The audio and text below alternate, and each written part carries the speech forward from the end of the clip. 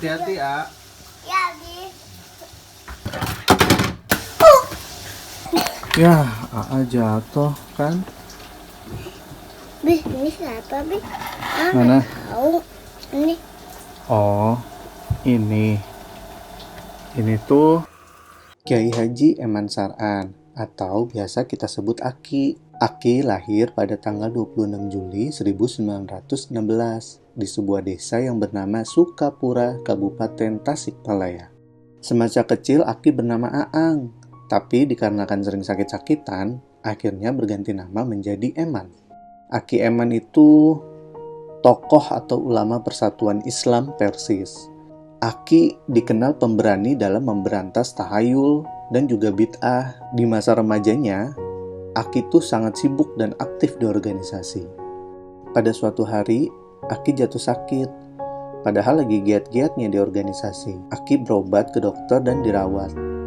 Nah, pada saat itu, dokter menyarankan Aki untuk segera menikah. Setelah mendengarkan nasihat dokter, akhirnya Aki memberanikan diri berkirim WhatsApp.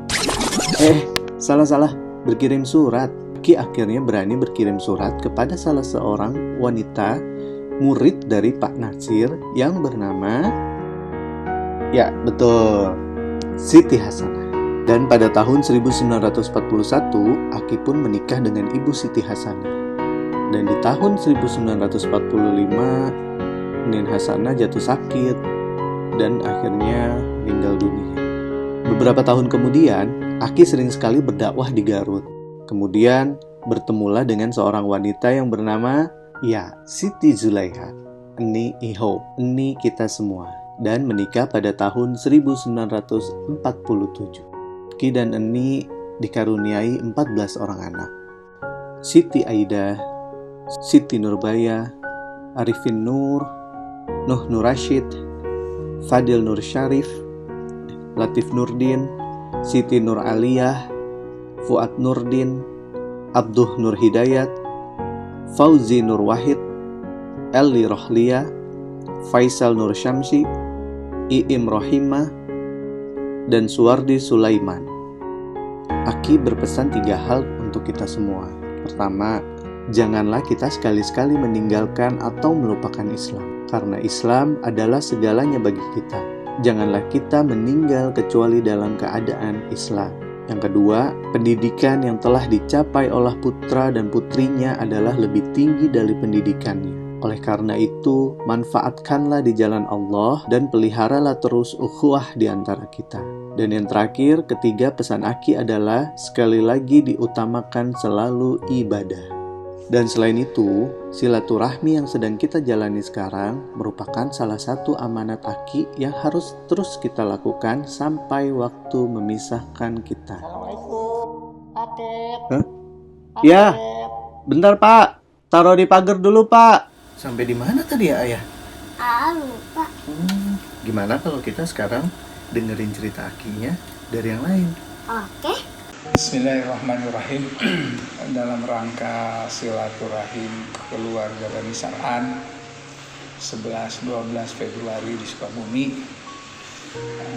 kita diminta untuk pendapat masing-masing dari anak-anak apa tentang figur apa Eman Sar'an dan juga tentunya Mak Iho, Ibu Siti Zulaiha, dari anak-anak, mantu, dan lain sebagainya. Pendapat saya tentang kedua orang tua kita, apa terutama adalah orangnya yang sangat tegas, sehingga dengan ketegasannya itulah di samping bisa mengerahkan anak-anaknya walaupun dengan latar belakang pendidikan umum, tapi mereka juga bisa berkiprah di jamiah. Itu yang menjadi kebanggaan untuk apa yang diakui oleh para pimpinan Persis lainnya. Kalau menurut Lili ya, Pak itu seorang bapak yang sangat bijaksana dan teladan bagi keluarganya. Yang Lili senang, yang Lili selalu ingat, apa emak itu kalau habis ditemani Lili keluar kota, pulangnya selalu bilang ke Herman, Terima kasih ya Man, sudah dipinjamkan Lili. Padahal kan anaknya. Ada dua hal yang menjadi kenangan buat Bang Libel. Tanda-tanda orang yang gak pendendam, seorang orang tua pendidik yang hebat. Bang Libel selalu kan tiap Jumat ngawal dia itu nganterin dia Jumatan. Nganter Jumatan. Nah, waktu itu kalau nggak salah dia syukur. Tiba-tiba Bang Libel sudah naik di khotbah Jumatan. Pas umur-umur nggak pernah keringat dingin keluar. Ya udah, jalanin, alhamdulillah. Yang kedua lagi, dia diperintahkan Bang Libel disuruh membimbing haji tahun 2010. Faisal. Nah ini juga hebat, padahal banyak protes orang. Bang Libel kan bukan apa-apa, tapi kenapa jadi pembimbing? Banyak protes orang. Itu apa nggak peduli, jalan terus, berangkat dulu itu. Memang hal itu apa yang nggak bisa dilupakan Bang Libel. Aki itu senangnya jalan-jalan. Kalau anak-anak lagi libur, suka dikomporin, ajak bapak berangkat jalan-jalan. Atau kalau misalnya di tempat wisata anak-anak jalan-jalan, nah ibu mah Kak nemenin ngobrol Aki. Nah, kalau saya ya yang pertama tentunya dari sisi apa Eman sebagai orang tua, ya sebagai orang tua yang sangat bertanggung jawab terhadap pendidikan dan masa depan anak-anaknya. Ya, itu yang kesan yang paling mendalam. Pertama, anak-anaknya itu semuanya dididik dengan dasar-dasar agama yang sangat kuat gitu ya.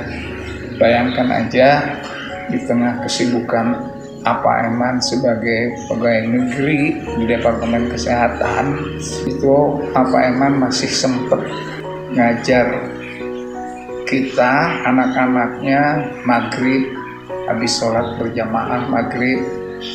Nah itu satu ayat, satu hadis gitu.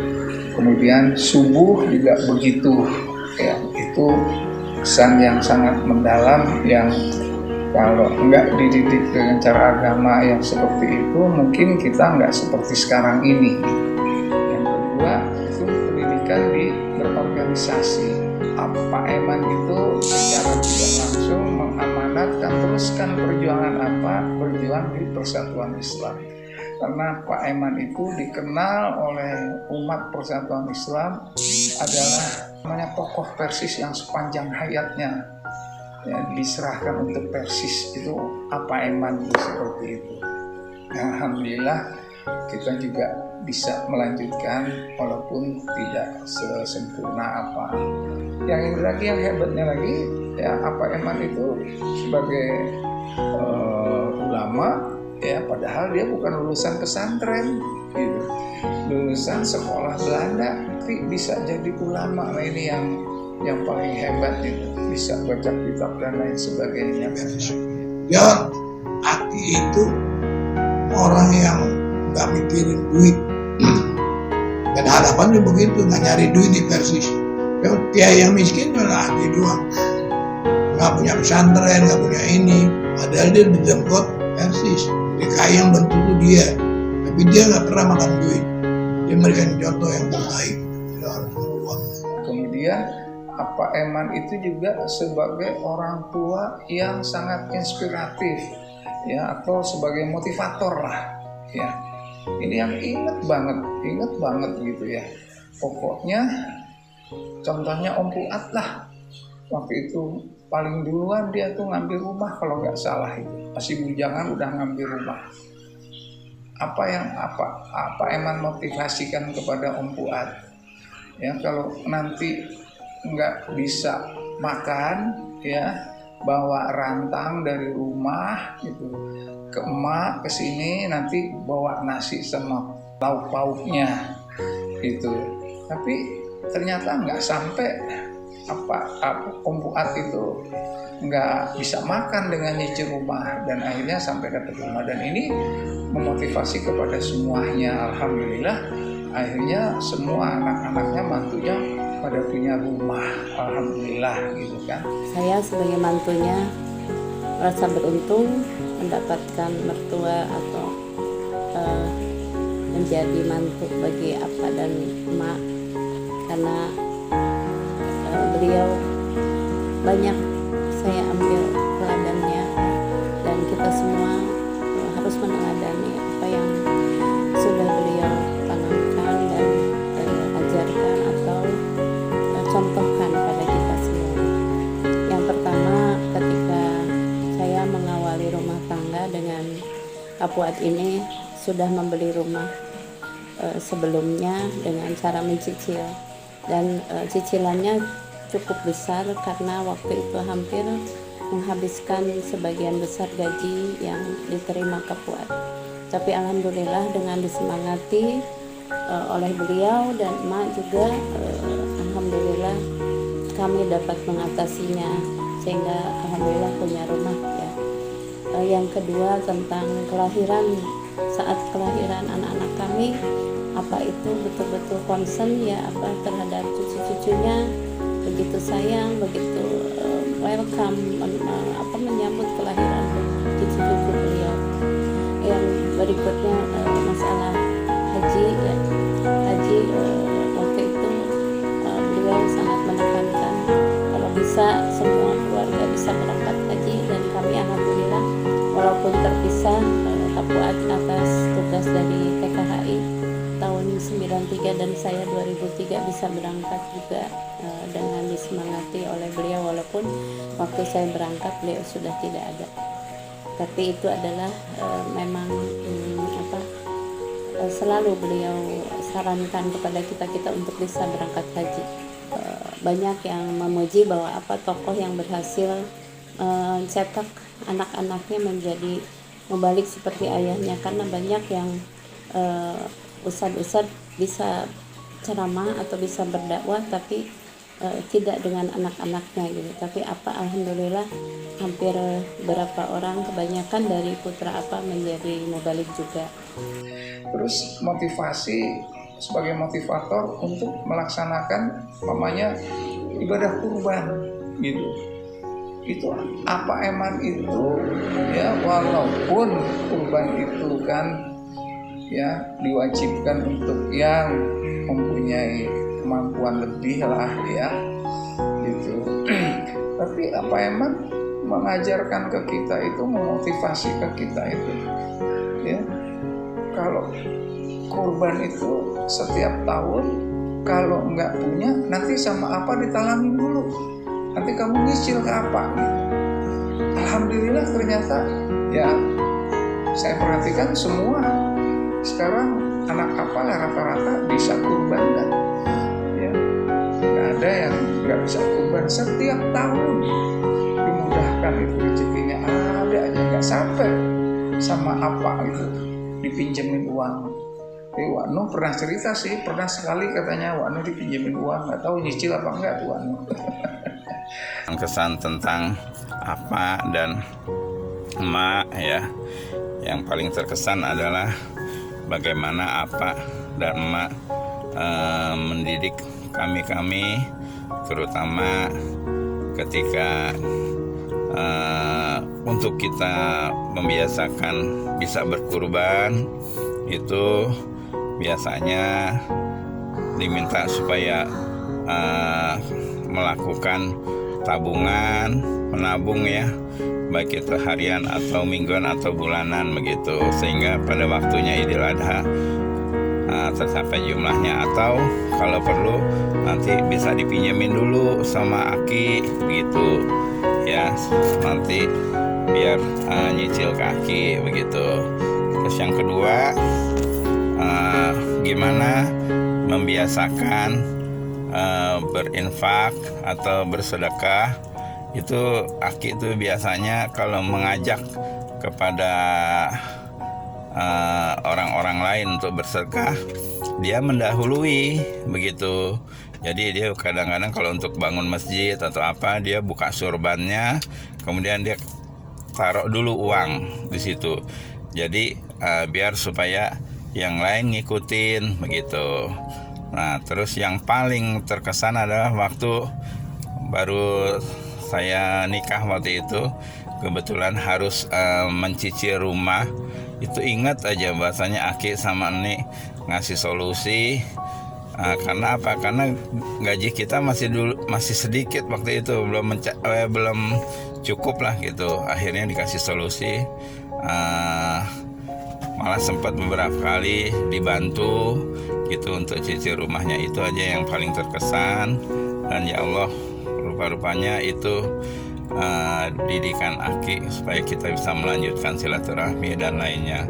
Apa itu bagi saya, selain sebagai ayah yang bijaksana, dalam arti dalam membimbing anaknya itu menerapkan istilahnya mungkin lebih pas, reward and punishment. Kalau kita itu banyak prestasi, beliau juga beri penghargaan. Tapi sebaliknya, kalau kita istilahnya nyimpang gitu ya, karena kenakalan, terutama berkaitan dengan masalah agama ya, itu beliau juga kasih tuh punishment. Dulu sepulang sekolah pagi, kita itu ngaji sorenya itu di masjid, di madrasah Al-Husaini. Kalau pas lagi males atau tertarik dengan main gitu, kita nggak berangkat ngaji, dari rumah berangkat, tapi nggak ke madrasah. Kita main ke Kampung Rawa itu, ke rumah Aloida, karena Aiik dulu itu hobinya main layangan. Jadi kita bukannya ngaji, ikut main layangan. Ternyata sampai laporan ke apa itu, kita nggak ngaji. Wah, udah sampai rumah kena sanksi tuh ya, kena sanksi waktu itu dipukul gitu ya tangan kita itu sama apa. Tapi itu satu pembelajaran lah. Kalau sebaliknya kita ada prestasi gitu ya, itu apa juga seneng banget. Saya ingat dulu sudah mulai bisa azan, sama apa itu kita suka diajak itu ke tempat pengajiannya. Nah, menjelang sholat berjamaah kita suruh azan itu ya. Dikenalkan ke teman-teman apa itu ya. Lagi-lagi itu pembelajaran gitu ya. Jadi banyak sekali lah kesan positifnya itu. Itu baru sekelumit saja itu ya. Padahal banyak lagi cerita tentang apa itu ya.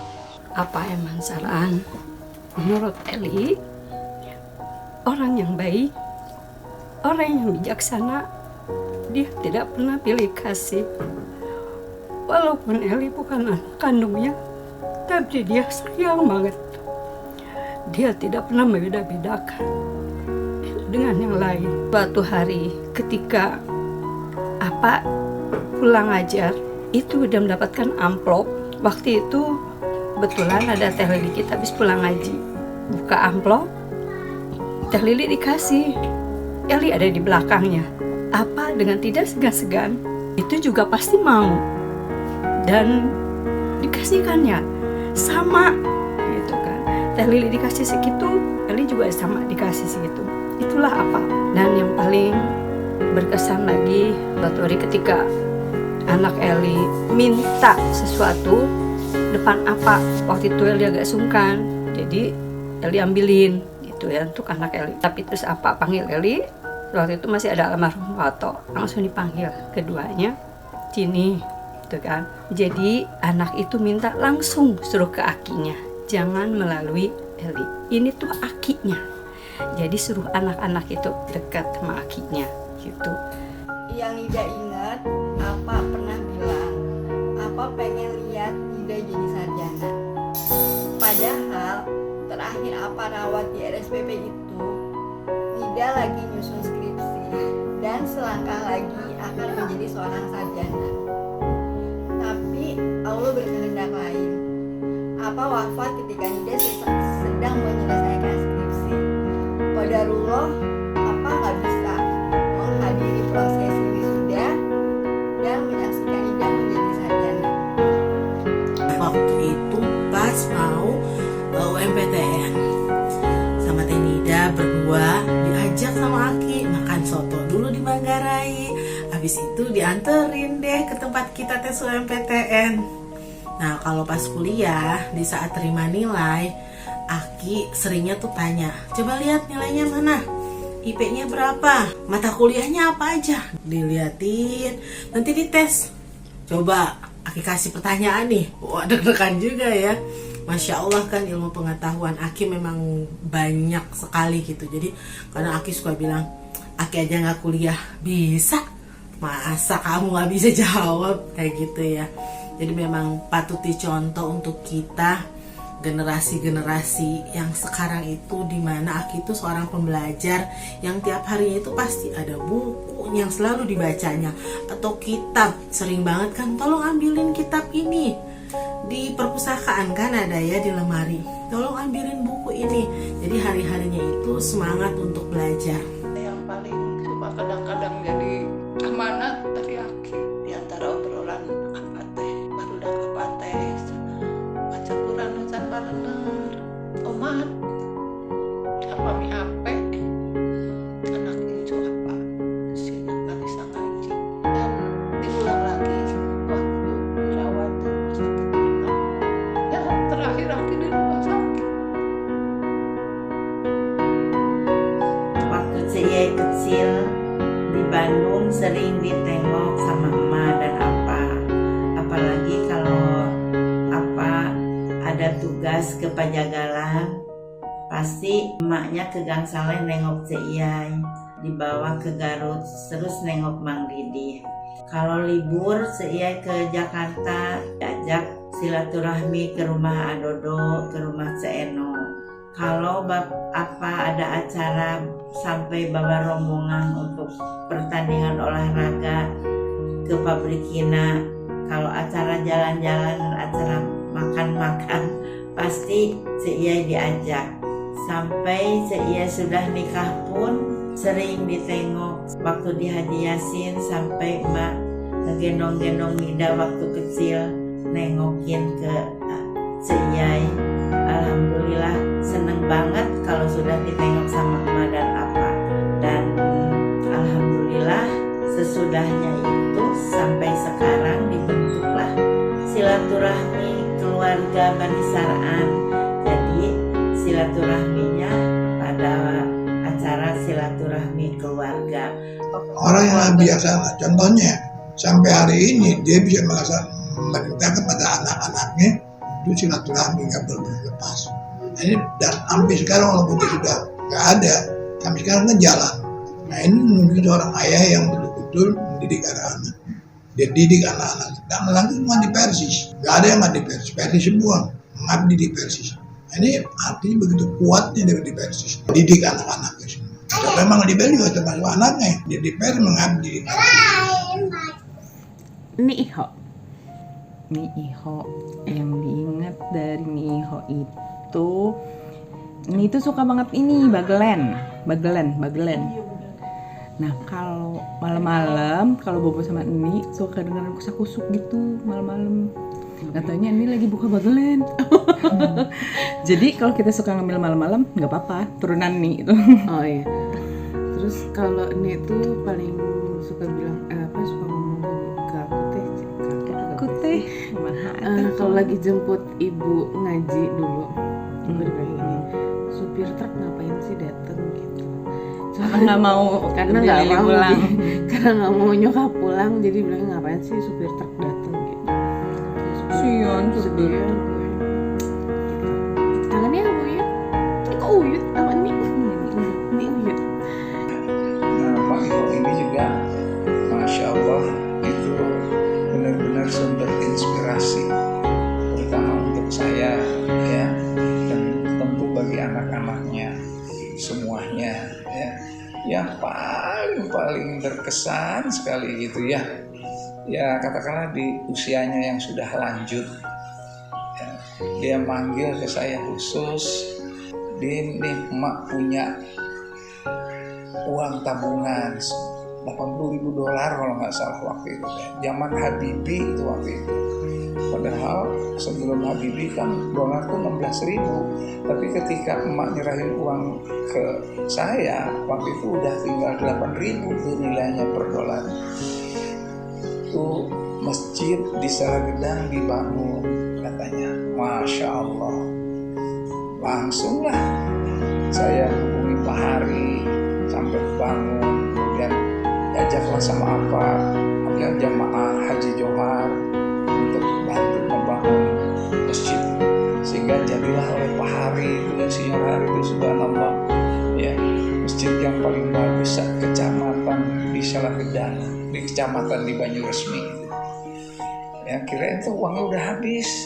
Ternyata setelah masjid bagus, manggil lagi, maka setahun kemudian atau 2 tahun kemudian dia ada masjidnya udah bagus, madrasahnya masih jelek katanya. Ini emak masih ada sisa dolar sekian lagi, tolong tuh sekalian dibangun.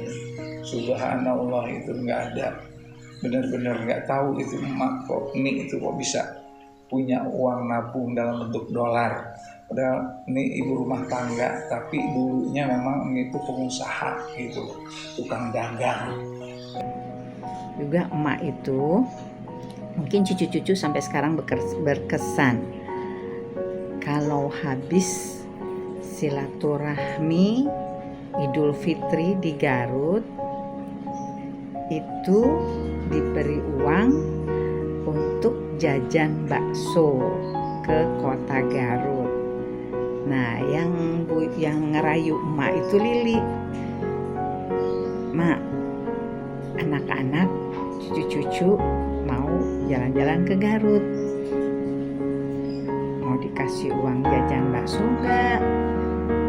Akhirnya dikasih. Segini cukup. Alhamdulillah. Udah seneng tuh cucu-cucu. Mungkin sampai sekarang cucu-cucu itu masih ingat sama Ninnya. Ini juga orang yang wanita yang hebat. Eli bisa masak, Eli bisa bikin kue. Itu juga karena emak. Yang namanya tempe, yang namanya kue itu harus potongannya yang rapi, yang tertib. Jadi tidak asal-asalan. Begitu juga bikin kue. Jadi Eli bisa bikin kue karena didikan emak. Jadi kalau silaturahmi itu emak selalu minta bikin kue ke Eli dan untuk memberikannya. Itu pelajaran yang paling. Ma orangnya penuh kehangatan. Dia selalu mengatakan kalau anak-anak itu harus dipeluk, karena kehangatan orang tua lah yang sangat memberikan pendidikan yang baik untuk anak-anaknya.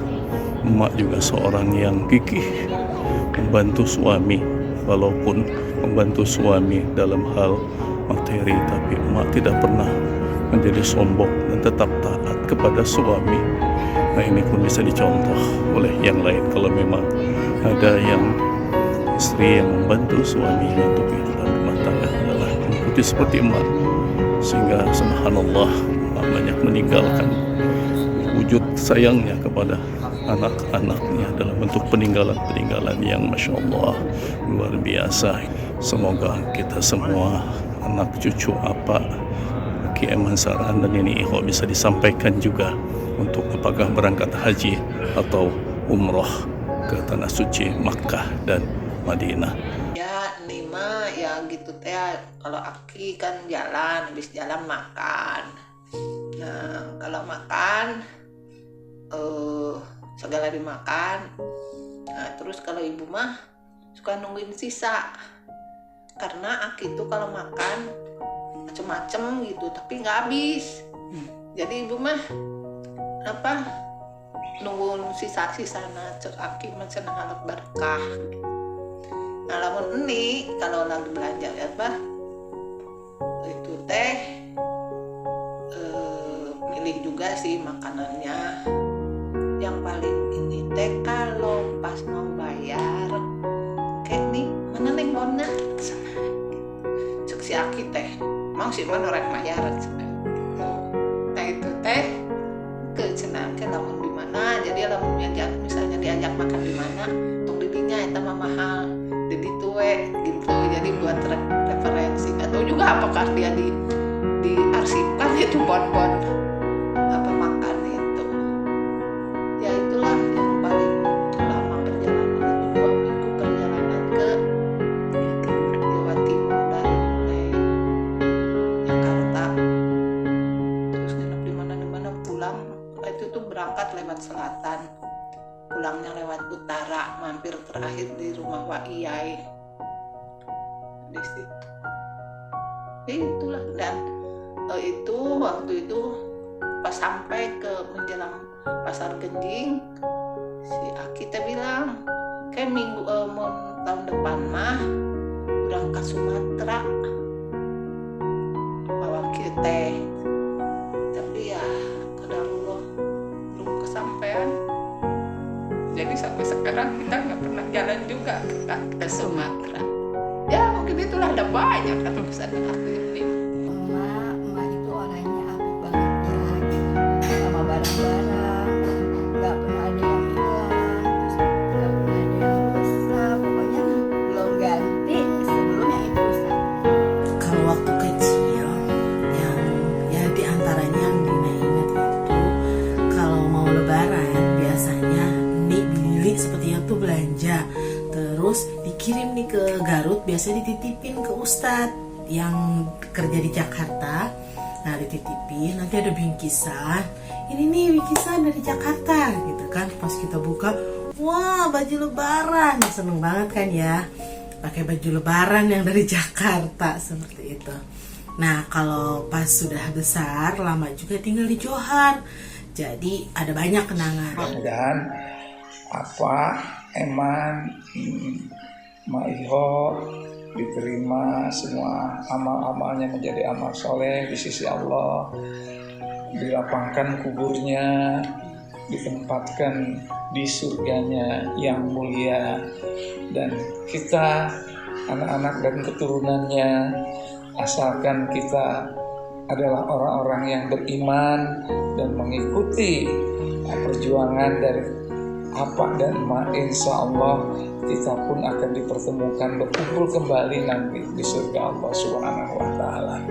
Mudah-mudahan acara silaturahmi keluarga ini berjalan terus, bisa diteruskan oleh cucu-cucu dan cicit-cicit. Ya alhamdulillah, kita silaturahmi sampai sekarang masih berlanjut. Apapun senang kalau kita selalu kumpul, akur semuanya, anaknya, cucunya, buyutnya, sampai keturunan selanjutnya, terus menjalin silaturahmi. Insya Allah nanti kita ketemu sama Apa dan Emak di surganya Allah. Amin, amin ya robbal alamin. Mudah-mudahan sekali lagi menjadi inspirasi dan menjadi motivasi dalam kita menjalani kehidupan. Amin ya robbal alamin. Assalamualaikum warahmatullahi wabarakatuh. Jadi gitu ceritanya. Assalamualaikum, Pak. Ini gimana Pak paketnya Pak? Dari mana Pak? Masuk paketnya. Bapak Haji Suprihatin, ya hari ini pada acara ini tidak bisa hadir karena yang biasa mengantar saya tidak ada. Dia sedang melaksanakan ibadah umroh. Jadi ya saya mohon maaf ya, yang insya Allah jika saya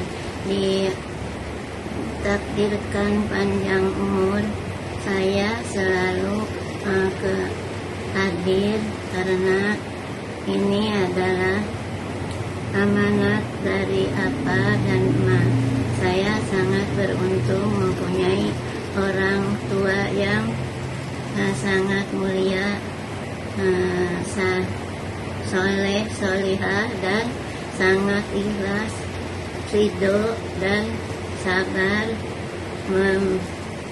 mendidik, memelihara, mendidik saya dengan kasih sayang. Alhamdulillah